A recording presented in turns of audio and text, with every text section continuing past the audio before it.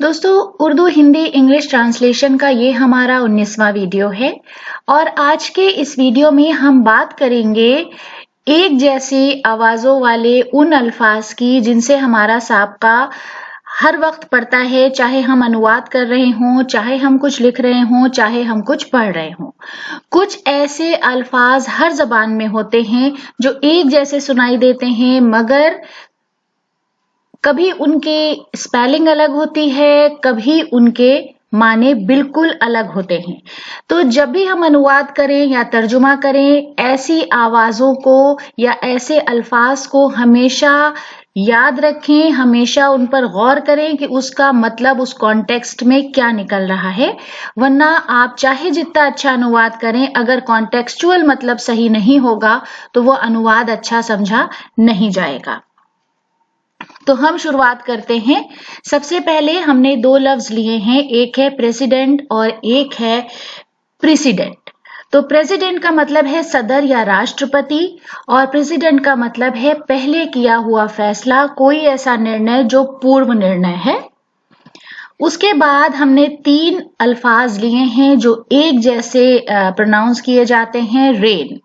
तो इनके मीनिंग अलग अलग हैं और इनकी स्पेलिंग बिल्कुल मुख्तलिफ है। यहां पर आप देख सकते हैं। सबसे पहले हम बात करेंगे RAIN, रेन, बारिश या वर्षा, जो कि फेमिनिन नाउन है।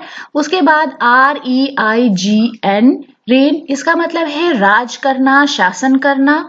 और फिर है REIN, रेन, रेन का मतलब है लगाम, जो घोड़े के लगाई जाती है। फिर है प्राइस और दूसरा है प्राइज। तो यहाँ पर बहुत छोटा सा एक फर्क दिखाई देता है, PRICE, PRIZE। तो प्राइस का मतलब है दाम या मूल, मैस्कुलिन नाउन है, और प्राइज का मतलब है इनाम या पुरस्कार, ये भी मैस्कुलिन नाउन है। फिर है प्रिंसिपल, PRINCIPAL, प्रिंसिपल, इसका मतलब है प्रधानाचार्य। और PRINCIPLE, प्रिंसिपल, इसका मतलब है उसूल या सिद्धांत। तो प्रधानाचार्य तो एडजेक्टिव भी है और नाउन मैस्कुलिन की तरह भी इस्तेमाल होता है। आमतौर पर अगर फीमेल प्रिंसिपल है तो उसके लिए प्रधानाचार्य लफ्ज इस्तेमाल किया जाता है। प्रिंसिपल, उसका मतलब है उसूल या सिद्धांत, और वो मैस्कुलिन नाउन है। फिर हम आते हैं प्रपोज। प्रपोज का मतलब है प्रस्तावित करना, और उसी से मिलता जुलता एक लफ्ज है पर्पस। तो यहां पर आप देख रहे हैं प्रपोज और पर्पस दोनों साथ साथ हैं। गुजारिश फेमिनिन नाउन है, प्रस्तावित एडजेक्टिव है।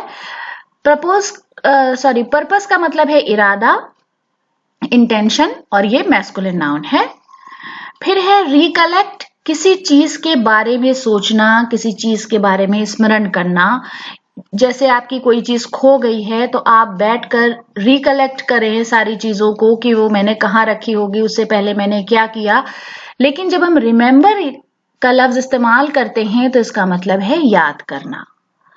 फिर है एक लफ्ज रूट, ROOT, रूट, जिसका मतलब है जड़, फेमिनिन नाउन है। ROUT, रूट, इसका मतलब है जब हम एक खास रास्ता अपने सफर के लिए चुनते हैं, यात्रा का रास्ता, यात्रा का रूट अक्सर हम इस्तेमाल करते हैं। फिर एक लफ्ज हमने लिया है राउट, ROUT, राउट, और उसी से मिलता जुलता RIOT, रायट। राउट का मतलब है हार या पराजय, दोनों फेमिनिन नाउन है। और राइट का मतलब है फसाद या झगड़ा, दोनों मैस्कुलिन नाउन है। फिर हमने दो लफ्ज लिए हैं सेम स्पेलिंग, सेम प्रोनाउंसिएशन के साथ, शूट। एक शूट का मतलब है शाख, जैसे पेड़ की शाखा, और एक शूट का मतलब है शिकार या आखेट। शाख या शाखा फेमिनिन नाउन है, शिकार या आखेट मैस्कुलिन नाउन है। फिर है सोल, SOLE, सोल, इसका मतलब है जूते का तला, मैस्कुलिन नाउन है। SOUL, सोल, इसका मतलब है रूह या आत्मा, ये फेमिनिन नाउन है। फिर है स्टेशनरी, दोनों के सेम प्रोनाउंसिएशन है मगर स्पेलिंग में फर्क है। यहां आप देख सकते हैं STATIONARY, स्टेशनरी, जिसका मतलब है जिसमें तब्दीली ना की जा सके, अपरिवर्तित चीज। दूसरा है STATIONERY, स्टेशनरी, इसका मतलब है लेखन सामग्री, लिखने का सामान। फिर है टेबल, दोनों की स्पेलिंग सेम है। एक टेबल का मतलब है मेज, फेमिनिन नाउन है, और एक टेबल का मतलब है तालिका, जिसे हम कभी कभी फेहरिस्त भी कह सकते हैं, लेकिन आमतौर पर वो तालिका के तौर पर इस्तेमाल होती है, और दोनों फेमिनिन नाउन है। फिर है टेस्टफुल और टेस्टी, दोनों इस्तेमाल है। फर्क क्या है? जब हम टेस्टफुल कहते हैं तो इसका मतलब है सुरुचिपूर्ण, कोई चीज खुशनुमा है, कोई चीज खूबसूरत है, जरूरी नहीं है कि वो खाने की हो। लेकिन जब हम टेस्टी कहते हैं तो उसका मतलब है मजेदार या स्वादिष्ट, और ये चारों अल्फाज एडजेक्टिव हैं। फिर है अनइंटरेस्टेड और डिसइंटरेस्टेड। अनइंटरेस्टेड का मतलब है बेजार, रुचिहीन। डिसइंटरेस्टेड का मतलब है लापरवाह या निष्पक्ष, और ये भी एडजेक्टिव्स हैं।